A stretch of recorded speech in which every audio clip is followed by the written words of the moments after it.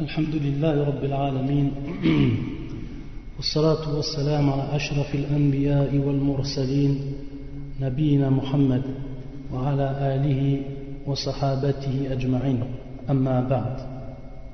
Donc nous continuons Inch'Allah Ta'ala l'explication du livre أعلام سنة المنشورة لاعتقاد الطائفة الناجية المنصورة للشيخ العلامة حافظ ابن أحمد الحكمي رحمه الله تعالى رحمة واسعة. Donc on s'était arrêté la semaine dernière à la question numéro 83. À la question numéro 83. Donc nous continuons en fait notre parcours dans ce chapitre qui est un chapitre essentiel et qui est un chapitre qui est en relation avec la croyance au livre d'Allah Azzawajal. La croyance au livre d'Allah Azzawajal. Donc le cheikh en fait, suivant l'ordre par lequel il a écrit son livre, il a parlé dans un premier temps, comme on a vu, de la croyance en relation avec Allah Azzawajal, l'iman billah, la croyance en Allah Azzawajal. Ensuite la croyance l'iman billahi wa malaikati, c'est-à-dire la croyance aux anges. Et maintenant donc nous sommes rentrés dans la croyance, dans le chapitre de la croyance au livre wa kitabi, suivant en fait l'ordre du hadith de Jibril que l'on a répété très souvent. Taïb. Donc on va en fait lire la question. Et avant de commencer la question, il faut savoir que la question 83, 84, la question aussi 85, 86, ces quatre questions en fait, qui sont les dernières questions en relation avec la croyance au livre, sont en rapport direct avec la croyance que doit avoir le musulman envers le livre d'Allah Azzawajal, Al-Qur'an, envers le livre d'Allah Azzawajal. Donc en fait, ces questions-là sont d'ordre purement ou font partie de la croyance, فيقول الشيخ رحمه الله تعالى ما حكم من قال بخلق القرآن ما حكم من قال بخلق القرآن. Donc cette question-là est la suivante. Donc la question 83, يقول الشيخ, quel est le jugement porté pour celui qui dit que le Coran est créé? Quel est le jugement porté pour celui ou à celui qui dit que le Coran est créé?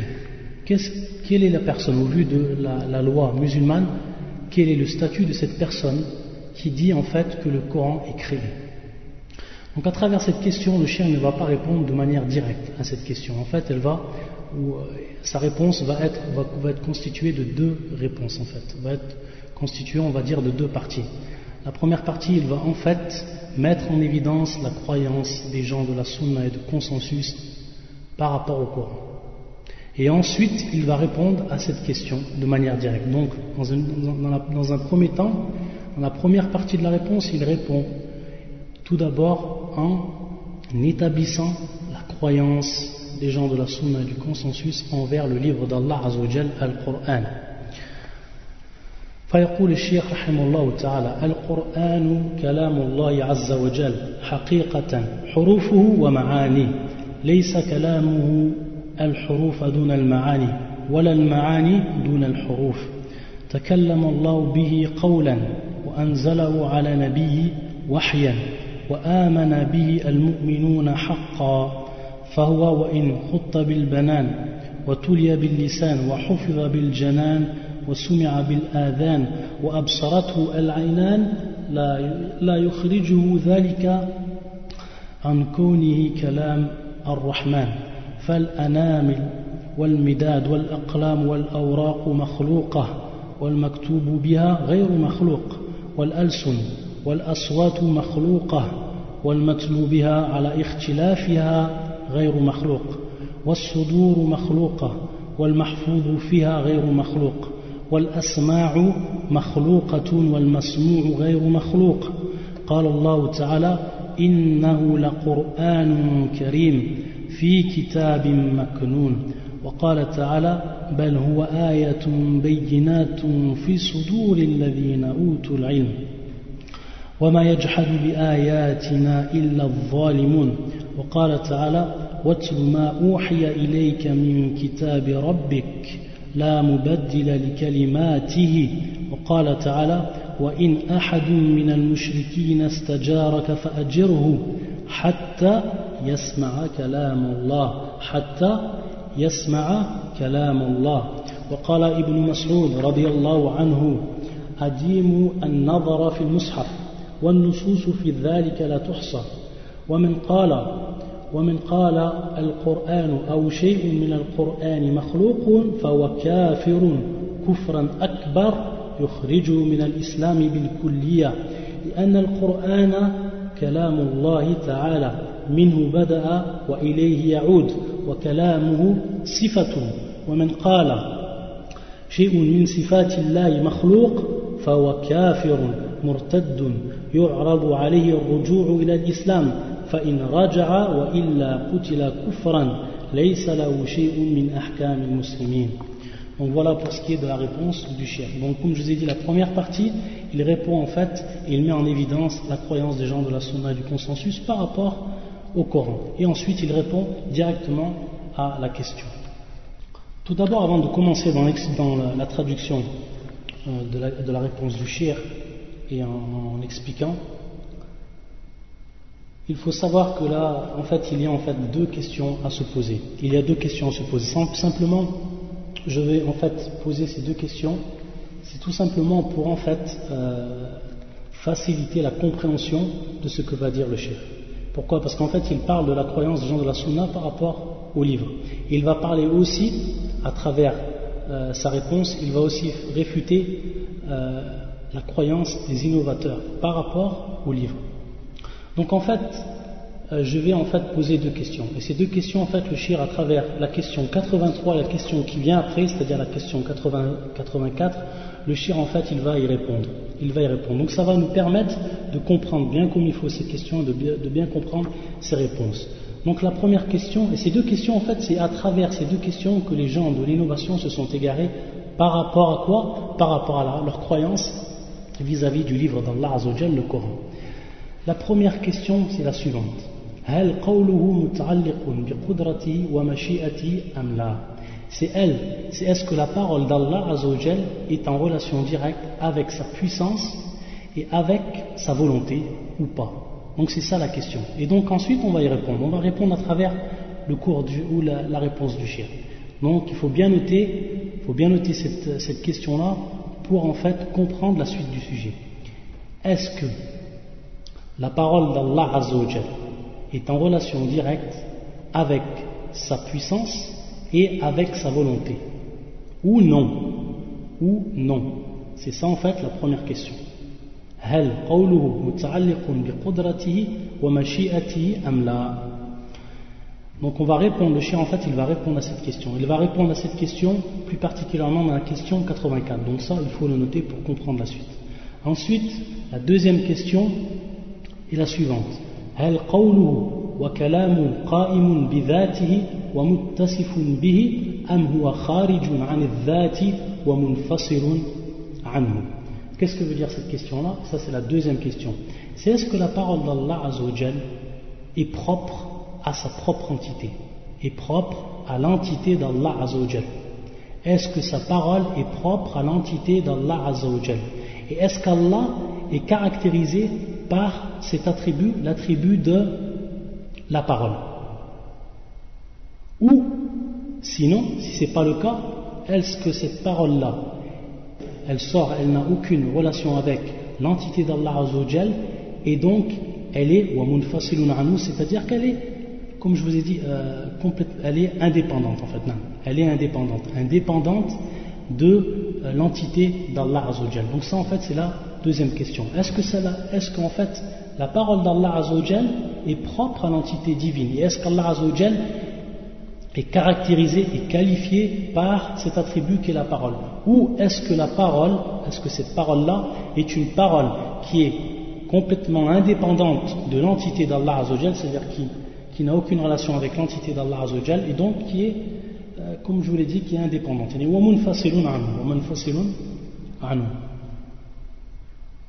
Donc ça en fait c'est la deuxième question. Donc ces deux questions, si on les comprend bien, on va comprendre exactement en fait ce que va nous dire maintenant le cheikh à travers ces réponses et à travers ce qu'il va nous dire, ce qu'il va nous expliquer par rapport à la croyance des gens de la sunna et du consensus. Et il faut savoir que par rapport à ces deux questions, les gens de l'innovation se sont égarés. C'est-à-dire que certains savants disent qu'il y a eu en fait sept paroles qui ont contredit la parole des gens de la Sunna et du consensus. 7 paroles. D'autres qui disent en fait qu'il y a 9 paroles, comme Sahib Kitab Sharh al-Tahawiyya. Donc, à la kulli hal, il faut savoir qu'il y a eu plusieurs paroles qui vont à l'encontre, qui sont en contradiction avec la parole des gens de la Sunna et du consensus. Et en fait, c'est par rapport à ces deux questions, c'est autour de ces deux questions que l'on vient de poser que la divergence est apparue. Donc, comprendre ces deux questions, ça va être comprendre le sujet de façon parfaite, Inch'Allah. Pour revenir donc maintenant à la réponse du cheikh. يقول الشيخ رحمه الله تعالى القرآن كلام الله عز وجل حقيقة كلام الله عز وجل حقيقة c'est-à-dire que le Coran est la parole d'Allah réellement et réellement la parole d'Allah et réellement la parole d'Allah et concrètement la parole d'Allah. Le Coran est la parole d'Allah de par ses lettres et ses significations, de par ses lettres et ses significations. Donc le Coran comprend des lettres, les lettres qui sont écrites, comme on le sait, et il comprend aussi ses significations. Il comprend, c'est-à-dire des significations. Al-huruf, qui sont les lettres, et il comprend aussi le Coran des significations. Al-ma'ani. Donc le shir, il nous dit hurufu wa ma'ani, c'est-à-dire que le Coran est la parole d'Allah de par ses lettres et ses significations. Et donc ensuite, il nous dit qu'on n'a pas le droit de faire la différence entre les lettres et les significations, c'est-à-dire de dire que simplement ce sont les lettres qui sont de la parole d'Allah et les significations ne sont pas de la parole d'Allah Azzawajal, ou de dire l'inverse, de dire que le Coran est la signification sans les lettres, la signification, c'est-à-dire les significations des versets sans les lettres, c'est-à-dire dire l'inverse. Non, ça ce n'est pas la croyance des gens de la Sunna et du consensus. Leur croyance à eux, les gens de la vérité, c'est que le Coran est la parole d'Allah de par ses lettres et ses significations. Il nous dit qu'Allah a parlé réellement de sa propre parole. Allah Azzawajal a parlé réellement de sa propre parole. Takallama Allahu bihi qawlan wa anzalahu ala nabihi wahyan. C'est-à-dire qu'il a fait descendre donc le Coran, la révélation, il a fait descendre ce Coran comme révélation sur son prophète. Il a fait descendre comme révélation sur son prophète. Wa amana bihi al-mu'minuna haqqa. C'est-à-dire que les croyants ont cru en ce Coran comme étant réellement la parole d'Allah, en toute vérité. C'est-à-dire que les croyants, as-sahaba ou as-salaf, as-sahaba plus particulièrement, ou as-salaf de façon plus générale. Wa min tabi'ahum, c'est-à-dire ceux qui les ont suivis, ceux qui ont suivi les compagnons et les tabi'in ou atba'a tabi'in. C'est-à-dire qu'ils ont cru réellement que c'est la parole d'Allah Azza wa Jal. Il nous dit ensuite le shir, il est la parole du miséricordieux et même si on l'écrit avec nos doigts, même si on le transcrit avec notre propre doigt, c'est-à-dire qu'on l'écrit, et même si on le récite avec notre langue, et même si on le récite avec notre langue, et même si on l'apprend par nos cœurs, même si on apprend ce Coran par nos cœurs, et même si nos oreilles l'entendent, et même si nos oreilles entendent ce Coran, et même si on le voit ou on le lit par nos propres yeux, même malgré tout cela, par rapport à tout cela, on dit que le Coran est la parole d'Allah Azzawajal, même si on l'écrit, si on le récite, si on l'apprend, si on l'entend, si on le voit, de par c'est-à-dire de par nos membres, on atteste que la parole, cette parole-là est la parole d'Allah Azzawajal. Ensuite, le cheikh détaille, il nous dit qu'en fait, l'encre, les crayons, les feuilles par lesquelles on écrit al-mushaf, c'est-à-dire le mushaf qui est le livre qu'on a entre nos mains. Donc il nous dit le cheikh, l'encre, les crayons et les feuilles que l'on utilise pour donc écrire ce Coran, ce sont des choses qui sont créées. Ce sont des choses qui sont créées. Et ensuite il nous dit ce qui est écrit n'est pas créé. Ce qui est écrit n'est pas créé. Donc pour écrire le livre, on a besoin d'encre, on a besoin d'un crayon, on a besoin aussi de feuilles. Ces choses-là sont créées, makhlouq. Et ce qui est écrit, c'est-à-dire ce qui est écrit, qui est la parole d'Allah Azzawajal, n'est pas créé. N'est pas créé. Ghayru makhlouq, n'est pas créé. Donc il y a une différence fondamentale à faire entre ce qui est créé et ce qui est incréé, ce qui n'est pas créé. Donc je répète, l'encre, les crayons, les feuilles, tout ce qu'on a besoin pour écrire al-mushaf, c'est-à-dire pour écrire le livre, ce sont des choses qui sont créées. Mais ce qui est écrit, ce qui va être écrit, n'est pas créé, est incréé.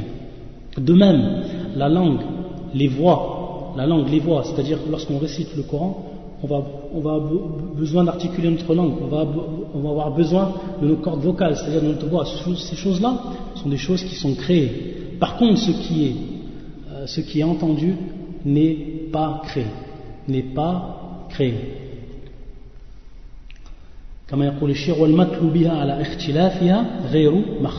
C'est-à-dire ce qui a été récité, c'est-à-dire donc la parole d'Allah et donc le Coran n'est pas créé, est incréé.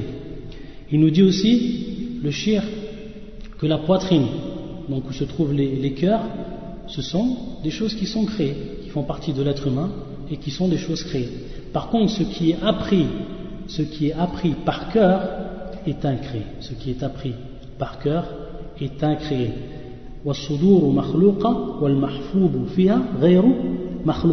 Pareil pour l'asma, c'est-à-dire pour lui, c'est-à-dire lorsqu'on entend le Coran, on entend par quoi? Par nos oreilles. Nos oreilles sont en fait makhlouqa, sont créées, alors que ce qui est entendu n'est pas créé, est incréé. Pourquoi? Parce que c'est la parole d'Allah Azza wa Jalla. Donc ça, c'est une différence et un point à faire. Et c'est la croyance des gens de la sunna et du consensus. Celui qui croit, contrairement à ce qui vient d'être dit, comme nous a dit le shir, amana bi al-mu'minuna haqqa wal ma'na huna as-sahabatu was-salaf sifat 'am wa min tabi'ahum bi ihsan. Donc celui qui croit, contrairement à cela, est un innovateur et n'a pas la croyance, ou sa croyance est différente de la croyance des gens de la sunna et du consensus. Taïb, comme on a dit, et ça en fait c'est le minhaj shir, c'est-à-dire c'est la méthodologie du shir, c'est la méthode du shir qu'il emploie dans son livre. Lorsqu'il nous affirme quelque chose, il apporte des preuves. Lorsqu'il nous affirme quelque chose, le shir, qui est en relation avec la croyance, il nous apporte des preuves. Pourquoi? Parce que cette croyance-là, c'est une croyance que l'on ne prend pas ou que l'on ne reçoit pas par notre intelligence, ou qu'on ne conçoit pas par notre intelligence. Cette croyance-là, on l'apprend bin-naql, c'est-à-dire on la tire du Coran et on la tire de la Sunna. Et suivant, toujours bihad al-qayd al-muhim, suivant la compréhension des pieux prédécesseurs. Donc c'est ça notre croyance. Notre croyance, on apprend de cette source authentique qui est le Coran et qui est la Sunna. Donc le cheikh va nous apporter maintenant des preuves du Coran. Il va nous apporter des preuves du Coran par rapport à ce qu'il a dit. Taïb. Le premier verset qu'il nous a dit, le cheikh, innahu la Qur'anun karim fi kitabim maknun. Et c'est certainement un Coran noble dans un livre bien gardé. Ça c'est surat l'événement et le verset 77 et 78. Donc en fait, il nous dit Allah Azza wa Jal que ce Coran-là, fi kitabim maknun, c'est-à-dire que c'est un livre qui est bien gardé, et donc qui ne peut être absolument pas falsifié. ويقول كذلك, où il nous donne aussi un autre verset, بل هو آية بينات في صدور الذين أوتوا العلم وما يجحد بآياتنا إلا الظالمون. C'est-à-dire, il consiste plutôt en des versets évidents. Préservés dans la poitrine de ceux à qui le savoir a été donné, et seuls les injustes renient nos versets. Ça, c'est sourate l'araignée. C'est dans la sourate l'araignée, le verset 49. Donc là, on voit que le shir, en fait, il apporte une preuve à ce qu'il a dit, de façon directe. Pourquoi? Parce qu'en fait, lorsqu'Allah Azza wa Jalla, à travers ce verset, nous dit que le Coran, il consiste plutôt en des versets évidents. Donc les versets, ce sont les versets du Coran. Donc, al-maqsouduna al-Qur'an, bal wa ayatun bayyinat. Ce sont des versets évidents. Ces versets-là sont préservés dans les poitrines de ceux à qui le savoir a été donné. Donc, comme il nous a dit le cheikh, ce qui est préservé à l'intérieur des poitrines, ce qui est préservé est en fait le Coran. Par contre, les poitrines, comme tout le monde le sait, et comme Allah Azza wa Jal nous le dit à travers son Coran, fi suduril ladina utul ilm. Was sudur, c'est-à-dire les poitrines de ceux à qui la science a été donnée, c'est-à-dire les savants, sont des êtres qui ont été créés, des humains, donc leur poitrine a été créée. Par contre, donc leur poitrine est créée, leur cœur est créé. Par contre, ce qu'ils ont appris est incréé et c'est la parole d'Allah Azzawajal, comme nous le dit Allah Azzawajal dans le Coran. Comme nous le dit dans le Coran.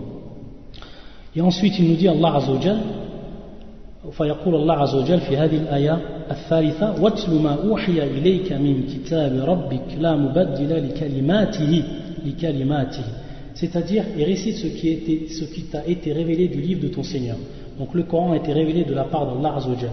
Donc ça aussi c'est encore une preuve que cette parole min kitab rabbik, que le Coran est ce qui a été révélé aux prophètes de façon par l'intermédiaire de l'ange Gabriel, comme tout le monde sait.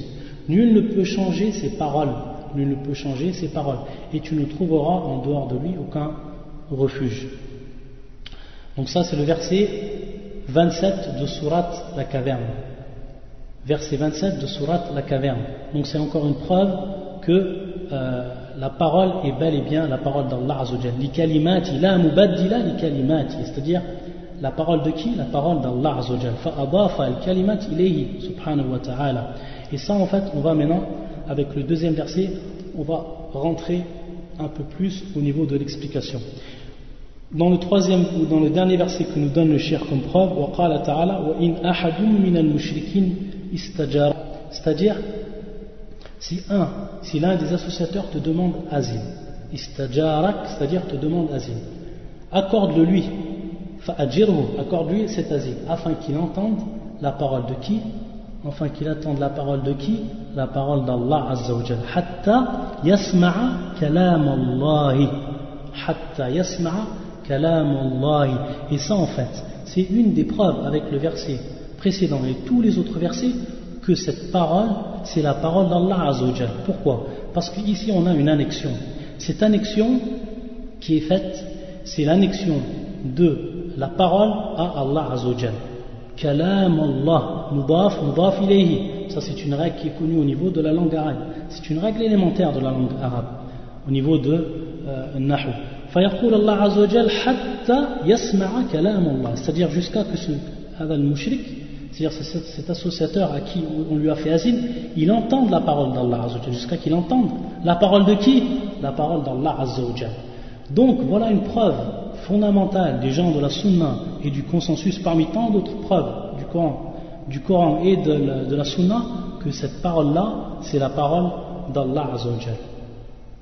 C'est la parole d'Allah Azza wa Jalla. Donc en fait, c'est une parole, si c'est sa parole, ça va être donc un sifat, ça va être un sifat, c'est-à-dire ça va être un attribut. Et donc si c'est un attribut d'Allah Azza wa Jalla, c'est un attribut comme tous les autres attributs qui n'est pas créé, c'est-à-dire qui est incréé. Pourquoi? Parce que Allah Azza wa Jalla, comme tout le monde le sait, est incréé, ghayru makhlouq. Donc ces attributs qui sont dépendants de lui et qui sont rattachés à lui sont également incréés. Et la parole d'Allah Azza wa Jalla fait partie d'un de ces attributs. Donc l'attribut de la parole est un attribut qui est dit incréé. Et comme le Coran fait partie de la parole d'Allah Azza wa Jalla, le Coran est donc incréé. Le Coran est donc incréé. Al-Qur'anu ghayru makhlouq. Al-Qur'anu ghayru makhlouq. Et ça c'est la croyance des gens de la Sunna et du consensus. Pour preuve, ce verset évident. Hatta yasma'a kalam Allah. Lakin madha qalu haula al-mubtadi'a. Qu'est-ce qu'on dit les gens de l'innovation pour répondre à ce verset? Parce que ça c'est une preuve évidente. Personne ne peut le nier, subhanallah. Personne ne peut nier ce verset. Hatta yasma'a kalam Allah. Mudaf ilayhi. Wa hadha min sifatillah azza wa jalla. Taïb, madha qalu. Et là on va en fait rentrer un peu plus dans les détails. Pourquoi? Parce que c'est important. C'est important de comprendre ce point-là, et ça va nous aider également à comprendre beaucoup d'autres versets du Coran lorsqu'il y a fait une annexion entre Allah Azza wa Jalla, c'est-à-dire le Créateur, subhanahu wa ta'ala, et une autre chose. On va voir en fait quelle est la nature de cette chose, et on va en fait à travers cela pouvoir comprendre un peu mieux ce verset et pouvoir répondre à ceux qui ont essayé de réfuter la signification de ce verset. Ils ont essayé de réfuter la signification de ce verset. Pourquoi? Parce qu'ils ne peuvent pas réfuter al-huruf, c'est-à-dire qu'ils ne peuvent pas réfuter ou falsifier les lettres. Donc ils ont tenté de faire une interprétation, c'est-à-dire d'interpréter, comme c'est l'habitude des gens de l'innovation, d'interpréter avec ou d'après une interprétation qui est contraire à la croyance des gens de la sunna du conseil. Qu'est-ce qu'ils ont dit? Et ça a dit shubha min ash-shubuhat. Ça c'est un des doutes qui a été émis par les gens de l'innovation. Et en l'occurrence al-Jahmiya ou al-Mu'tazila. Al-Jahmiya ou al-Mu'tazila. C'est ceux en fait qui disent que al-Mu'tazila ou al-Jahmiya, ce sont ceux qui disent que le Coran est créé. Que le Coran est créé. Al-Qur'anu makhlouq. Hada qawl man? Qawl al-Mu'tazilati wa al-Jahmiya. Qawl al-Mu'tazila wa al-Jahmiya. Ce sont ceux qui disent que le Coran est créé. Que le Coran est créé. Donc en fait, si on revient maintenant aux deux premières questions que je vous ai posées en début de cours, ou qu'on avait émis, on va pouvoir répondre maintenant à la deuxième. Donc là en l'occurrence, la deuxième question. Et on va pouvoir répondre donc que la parole d'Allah Azzawajal est une parole qui est propre à son être divin. Est une parole et la parole, cet attribut, la parole est propre à l'être divin. Et qu'Allah Azzawajal se qualifie, se caractérise par cet attribut qui est la parole d'Allah Azzawajal. Donc ça c'est la réponse à la première ou la deuxième question. Ça nous permet en fait de mieux comprendre al-mas'ala, c'est-à-dire la question. Et donc ce n'est pas, comme l'on dit, c'est là l'égarement des Mu'tazila et al-Jahmiya, ce n'est pas en fait une chose, c'est-à-dire le Coran et la parole d'Allah qui est kharijun an dhat, munfasilun anhu, c'est-à-dire qui n'est pas en dehors de l'être divin et qui est indépendant, complètement indépendant de l'être divin. Donc s'il est en dehors de l'être divin et indépendant de l'être divin, automatiquement ça va être ce qu'on appelle une chose qui est créée. C'est-à-dire tout ce qui est en dehors d'Allah Azzawajal est créé et tout ce qui fait partie d'Allah Azzawajal est incréé. Donc on comprend maintenant à travers cette question l'égarement de ces gens-là. Si on se repose la question, on comprend comment eux ils se sont égarés par rapport à ça. Par contre, qu'est-ce qu'ils ont dit donc pour revenir à leur doute? Ils ont dit, dans le Coran on entend naqatullah wa baytullah, c'est-à-dire on entend dans le Coran naqatullah, c'est-à-dire la chamelle d'Allah Azzawajal. Et on entend, pourquoi? Parce qu'en fait l'objet ici où la chose est annexée à Allah Azzawajal. On entend aussi baytullah, c'est-à-dire la maison d'Allah Azzawajal. Donc qu'est-ce que leur shubhat? Ils disent bien sûr lorsqu'on dit la maison d'Allah et qui est donc la Kaaba, lorsqu'on fait cette annexion à Allah Azzawajal, est-ce que ça veut dire que cette maison-là fait partie d'Allah Azzawajal et donc est un attribut de lui? Non, c'est Baytullah, c'est une chose qui est créée, que l'on peut toucher, que l'on peut voir, Al-Kaaba, et ça ne fait pas partie d'Allah. De même, Kalamullah.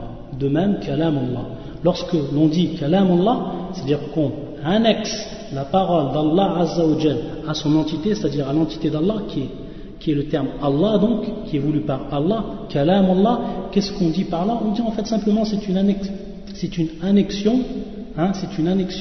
qui est dit idafatun lit-tashrif. Par rapport à ça, maintenant, on va rentrer dans les détails pour vous expliquer de façon beaucoup plus détaillée. Et en fait, on va rentrer dans ce qu'on appelle aqsam al-mudaf ila Allah azza wa jal. Aqsam al-mudaf ila Allah azza wa jal. Pourquoi je rentre dans ce détail? Le cheikh certes ne l'a pas cité dans son livre, mais je rentre dans ce détail parce que c'est un détail qui est très important. C'est un détail et c'est un point qui est important qui va nous permettre de comprendre beaucoup de points au niveau des versets du Coran. C'est-à-dire qu'à chaque fois qu'on va trouver une annexion d'une chose à Allah Azzawajal, on va comprendre quelle est la nature de cette chose et on va pouvoir en déduire est-ce que cette chose-là est en fait un attribut d'Allah Azzawajal ou est-ce que c'est donc un créé ou est-ce que c'est une chose qui n'est pas d'un attribut d'Allah Azzawajal et qui est en fait créé, comme le terme naqatullah et comme le terme baytullah. Donc aqsam al-mudaf ila Allah Azzawajal, c'est-à-dire les catégories d'annexion à Allah Azzawajal. Tayyib. Il y a en fait deux grandes catégories. Il y a deux grandes catégories par rapport aux catégories d'annexion. La première annexion, idafatu sifatin aw ma'ani. Idafatu sifatin aw ma'ani. C'est-à-dire l'annexion donc d'Allah Azzawajal, du terme Allah Azzawajal, lafz al-jalala, annexion aux attributs ou au sens. Annexion aux attributs ou au sens. Donc c'est annexé, ce prisme, cette catégorie, c'est annexé l'attribut à celui qui est caractérisé, désigné par ce même attribut. C'est annexé l'attribut à celui qui est caractérisé, désigné par ce même attribut. Donc c'est idafatu sifatin aw ma'ani. Ça c'est en fait la première catégorie. Et c'est là en fait que rentre la catégorie, ou c'est dans cette catégorie que rentre le terme qui est dit dans ce verset, hatta yasma'a kalamullah, c'est-à-dire la parole d'Allah. Lorsqu'on dit la parole d'Allah, c'est en fait, ça rentre dans le sens et dans l'attribut. Donc automatiquement, ça c'est une annexion qui est donc faite à Allah Azza wa Jal, et ce qui est voulu ici, c'est donc son attribut. C'est son attribut. Et donc son attribut est incréé. Donc ici en l'occurrence, la parole d'Allah Azza wa Jal est incréée. Donc c'est annexé l'attribut à celui qui est caractérisé par ce même attribut. Lorsqu'on dit maintenant ilmullah, lorsqu'on dit ilmullah, la science d'Allah, la science d'Allah, la science, c'est un attribut ici, comme tout le monde le sait, c'est un attribut. Et comment on peut le savoir? On sait que c'est un sens en fait. La science, ce n'est pas quelque chose qui est palpable, que l'on peut voir, que l'on peut toucher. C'est un sens en fait. Donc par rapport à ça, il va de même pour al-kalam. Donc lorsqu'on dit ilmullah, c'est donc annexer à Allah Azza wa Jal un attribut. Donc c'est l'annexation d'un attribut à Allah Azza wa Jal. Donc là ça rentre dans la première catégorie. Idafatu sifatin aw ma'ani. Et donc al-mudaf wal mudaf ilayhi huna ghayru makhluq. Ghayru makhluqayn, c'est-à-dire qu'ils ne sont pas créés, qu'ils sont incréés. Donc l'attribut est donc incréé. Et donc c'est ici la signification du verset Kalamullah. Tayyib. La deuxième annexion, le deuxième type d'annexion, la deuxième catégorie d'annexion, idafatu dhawatin aw a'yanin. Idafatu dhawatin aw a'yanin. C'est-à-dire c'est une annexion faite aux entités ou aux identités, c'est-à-dire ce que l'on peut voir de là, ou aux essences existences. Donc c'est une annexion qui est faite aux entités ou aux identités, entité ou identité. C'est-à-dire le maqsouduna, lorsqu'on dit a'yan, c'est ce qu'on peut le voir, ce qu'on peut le palper. Donc lorsqu'on dit, et là l'exemple qu'on avait donné, et c'est en fait ce que veulent par leur doute les gens de l'innovation, al-Mu'tazila, lorsqu'ils ont dit naqatullah, ou lorsqu'ils disent baytullah. Donc un naqa, c'est une chose que l'on peut voir, qui est palpable. Donc c'est une entité. C'est une entité. Ce n'est pas un attribut et ce n'est pas un sens. C'est quelque chose que l'on peut voir. C'est une chose que l'on peut palper. Donc c'est pour ça qu'on dit idafatun dhawat aw a'yan. Idafatun dhawat aw a'yan. Et donc c'est le cas pour ce qui est naqatullah wa baytullah, à titre d'exemple. Ou ibadullah, lorsqu'on dit ibadullah, lorsqu'on dit les esclaves d'Allah Azzawajal, les serviteurs d'Allah, ibadullah, c'est pareil, les ibad, ce sont les gens, et les gens on les voit, ce sont des entités. Tayyib. Donc, par rapport à ça, maintenant, on peut faire la différence entre les deux types de catégories d'annexion. Et en comprenant ces deux types d'annexion, on va pouvoir faire la différence entre ce qui est des annexions aux attributs et des annexions qui sont aux entités, aux identités. On va pouvoir faire la différence entre les deux.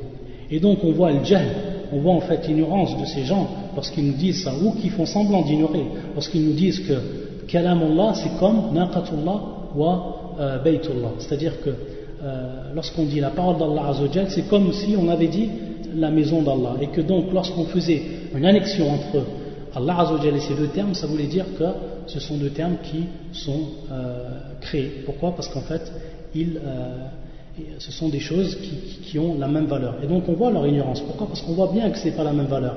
On voit bien que ce n'est pas la même nature. Lorsqu'on dit kalamullah, lorsqu'on dit ilmullah, lorsqu'on dit rahmatullah, et lorsqu'on dit qudratullah, etc., on voit qu'ici c'est une annexion qui est faite à quoi?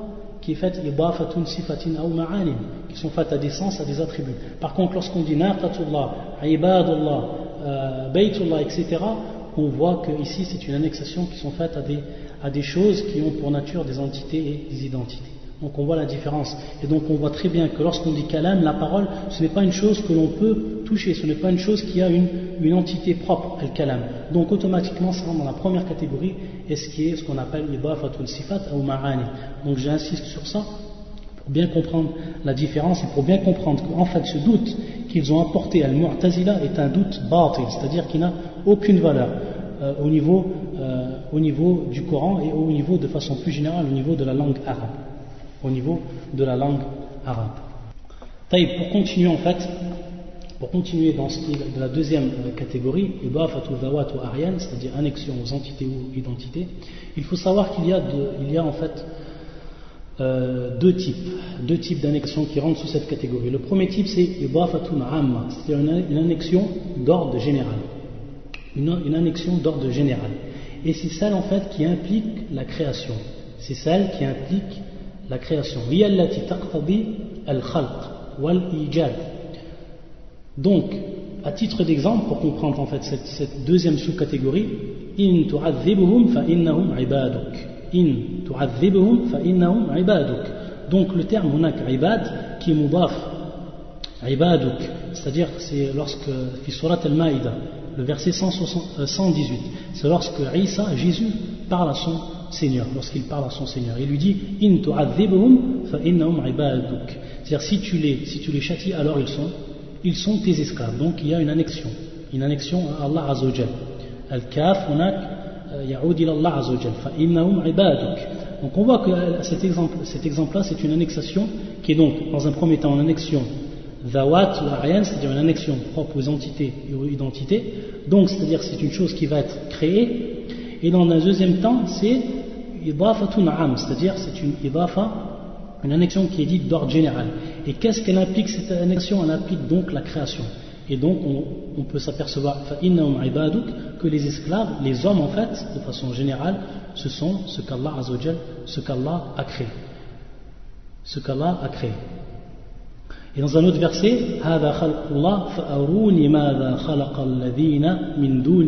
donc ceci est la création d'Allah Azza wa Jal. Ceci est la création d'Allah. Fi surat Luqman, le verset 11. Donc ça c'est un autre exemple que ici al-khalq, donc qui est la création, c'est quelque chose donc que l'on peut voir, quelque chose qui est une identité qui est annexée à Allah Azza wa Jal, donc une chose qui est ici créée. Et ça cette annexion et donc rentre dans une action qui est d'ordre général et donc qui implique la création. Et le terme ici khalq est évident à comprendre. Donc ça c'est pour la première sous-catégorie. La deuxième sous-catégorie, ce qu'on appelle idafatun khassa. Idafatun khassa, c'est donc une annexion d'ordre particulière. Une annexion d'ordre particulière. Idafatun khassa. Et cette annexion qui est d'ordre particulière, elle implique plusieurs choses. Donc dans un premier temps, elle implique un témoignage d'honneur et de respect. Donc c'est ce qu'on appelle taqtadi at-tashrif wa at-takrim. Taqtadi at-tashrif wa at-takrim. Donc elle implique un témoignage d'honneur et de respect. À titre d'exemple, le verset Subhanalladhi asra bi'abdihi. Gloire et pureté à celui qui a transporté de nuit ou qui de nuit a fait voyager son serviteur, c'est-à-dire Muhammad. Et donc le bi'abdihi al-maqsoudna wa Muhammad sallallahu alayhi wa sallam, notre prophète bien-aimé sallallahu alayhi wa sallam. Et lorsque Allah Azza wa Jal a dit bi'abdihi, il l'a annexé à lui-même bi'abdihi, yani bi'abdihi fal ya'ud ila Allah Azza wa Jal.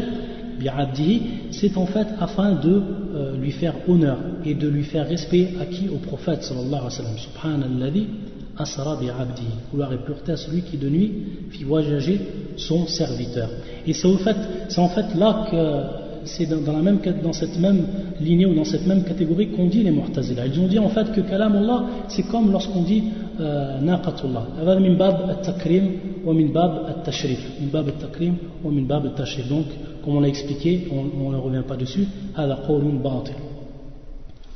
Un autre exemple, wa ibadu rahman alladhina yamshuna ala al-ardi hawnan. Les serviteurs de tout miséricordieux sont ceux qui marchent humblement sur terre.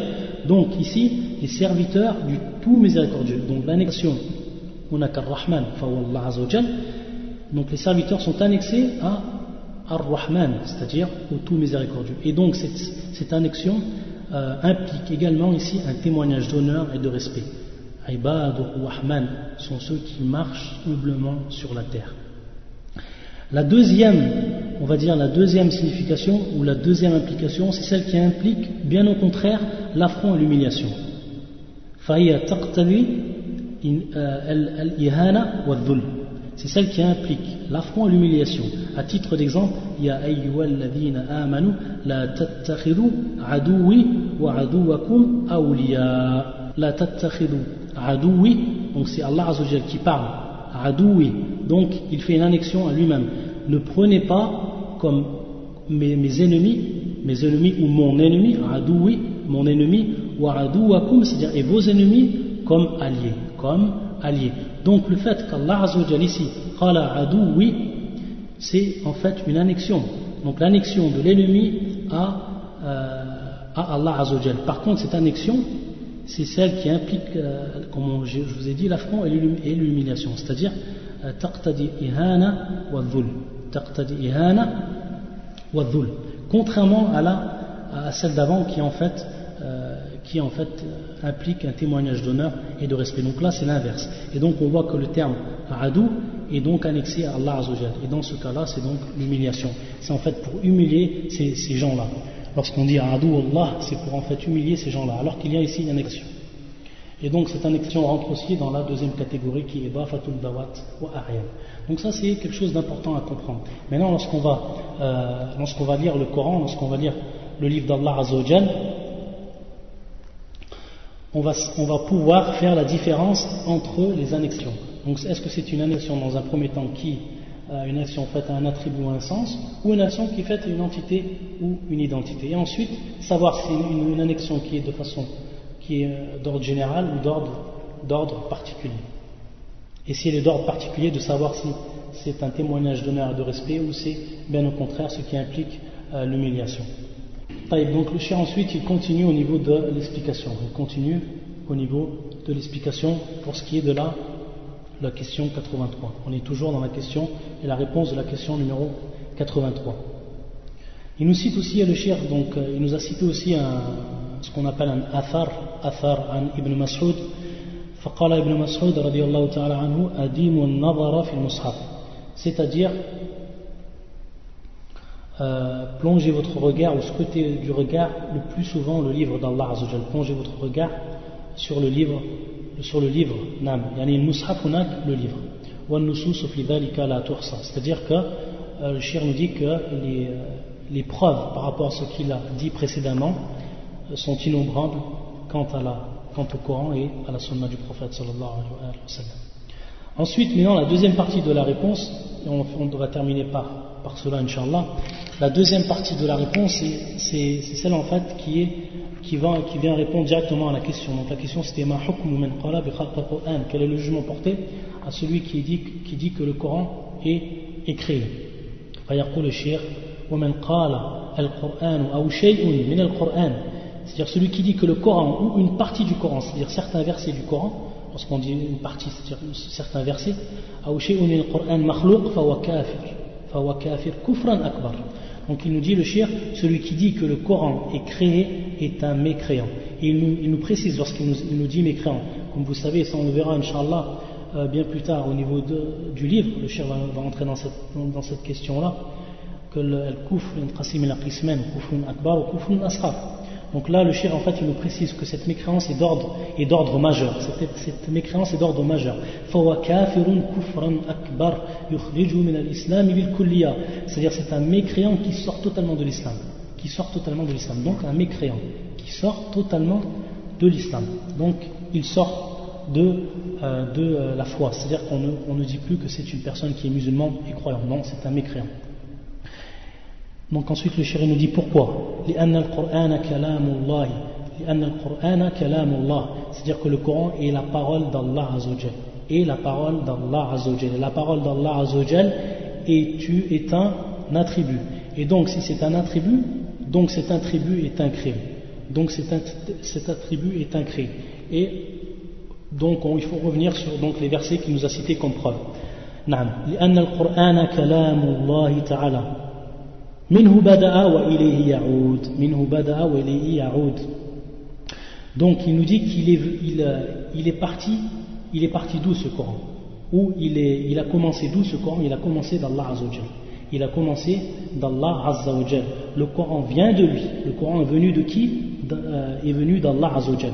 Minhu bada'a. Minhu bada'a. Et ça c'est encore un rad à al-Mu'tazila, c'est-à-dire c'est encore une réfutation qui est faite aux Mu'tazila, qui disent en fait, sans entrer dans tous les détails, qui disent en fait que le Coran en fait a été créé dans un endroit, donc qu'il n'est pas en fait venu d'Allah Azzawajal, le Coran ne vient pas directement d'Allah. Allah Azzawajal l'a créé dans un endroit. Certains disent, lorsqu'ils disent par exemple l'arbre, ils disent par exemple un arbre, ils disent en fait plusieurs choses, on ne va pas rentrer dans les détails, mais c'est pour lorsque le shir nous dit minhu bada, c'est-à-dire il vient d'Allah Azzawajal, c'est-à-dire que le Coran, cette parole-là est venue d'Allah Azzawajal, donc c'est un attribut de lui, c'est un attribut de lui. Wa ilayhi ya'ud, c'est-à-dire que c'est à lui qu'il va revenir, le Coran va revenir à lui, comme il est connu d'après la sunna du prophète, que à la fin du temps, que le Coran en fait, qu'Allah Azzawajal va reprendre en fait le Coran, donc il va revenir le Coran à lui, il va revenir à lui. Wal kayfiyya fi dhalik, c'est-à-dire le comment dans cela, ça on ne le sait pas. Et ça revient en fait encore à une règle fondamentale que l'on retrouve et qu'on a étudiée lorsqu'on a étudié Tawhid al-Asma wa Sifat, lorsqu'on a étudié l'unicité d'Allah Azzawajal dans ses noms et ses attributs. Ça c'est une règle fondamentale. Toujours cette règle-là elle revient, subhanallah. Laysa kamithlihi shay wa huwa as-sami'ul basir. C'est-à-dire qu'Allah Azzawajal ne ressemble aucunement à ses créatures dans ses attributs et dans fi dhati, c'est-à-dire dans son entité, et fi af'ali, c'est-à-dire dans ses actes. Allah Azzawajal ne ressemble aucunement à ses créatures dans tout cela. Donc on ne peut savoir comment Allah Azzawajal a parlé, comment il est venu d'Allah Azzawajal et comment il reviendra à lui. Ça, ces choses-là, on ne peut pas le savoir. Pourquoi? Parce que c'est des attributs d'Allah Azzawajal. Beaucoup de savants le disent.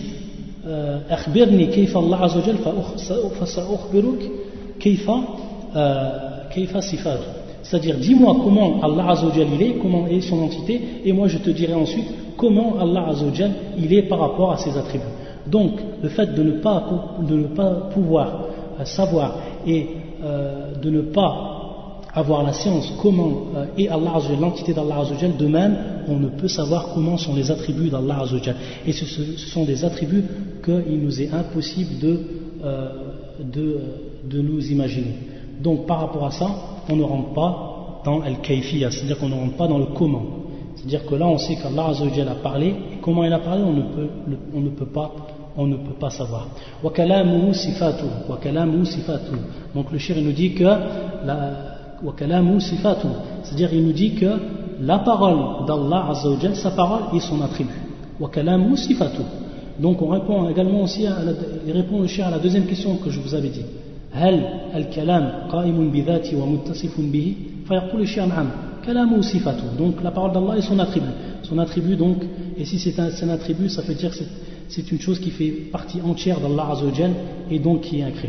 ومن قال شيء من صفات الله المخلوق فهو كافر مرتد يعرض عليه الرجوع. C'est-à-dire que le shir en fait maintenant il nous dit, et celui qui dit, vu que la parole d'Allah est son attribut, donc celui qui dit que l'attribut un des attributs d'Allah Azzawajal est créé, qu'un des attributs d'Allah Azzawajal est créé, donc ça c'est du kufr, ça c'est une apostasie. Donc de même, celui qui dit que le Coran est créé, et vu que c'est son attribut, donc de même a commis un acte d'apostasie. Cet acte d'apostasie lui fait sortir de l'islam. فلذلك يقول الشيخ فهو كافر مرتد يعرض عليه الرجوع إلى الإسلام. Donc là en fait il dit il dit en fait maintenant le jugement qui est porté. Le jugement c'est que donc il est considéré comme un mécréant, et donc soit on lui demande, c'est ici masalat at-tawba al-istitab, c'est-à-dire qu'on lui demande de revenir par rapport à ce qu'il a dit, on lui demande de se repentir de cette parole-là. S'il ne se repent pas, alors on le tue. C'est-à-dire qu'on le tue en tant que mécréant.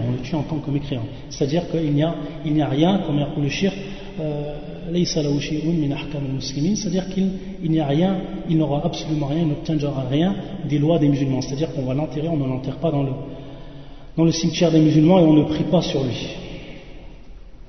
Donc voilà pour ce qui est de cette question. Ensuite, donc, la deuxième question qui va venir, ou plutôt la question suivante, qui est la question 84, cette question-là va nous permettre de répondre à la première question que l'on a dit. Donc enregistrez bien toujours les deux questions que je vous ai dit. Voilà la première question qui était, pour la redire, c'est-à-dire est-ce que la parole d'Allah Azzawajal est en relation ou est subordonnée à sa volonté et à sa puissance, ou bien non. Et ça aussi, c'est un des points dans lesquels des gens de l'innovation se sont égarés. Donc en fait, dans la question 84, le cheikh en fait va nous répondre à cette question-là de façon détaillée, et il va donc parfaire par ce point-là la connaissance de la croyance des gens de la sunna vis-à-vis du Coran. Subhanakallahumma bihamdika ashhadu an la ilaha illa anta astaghfiruka wa atubu ilayk.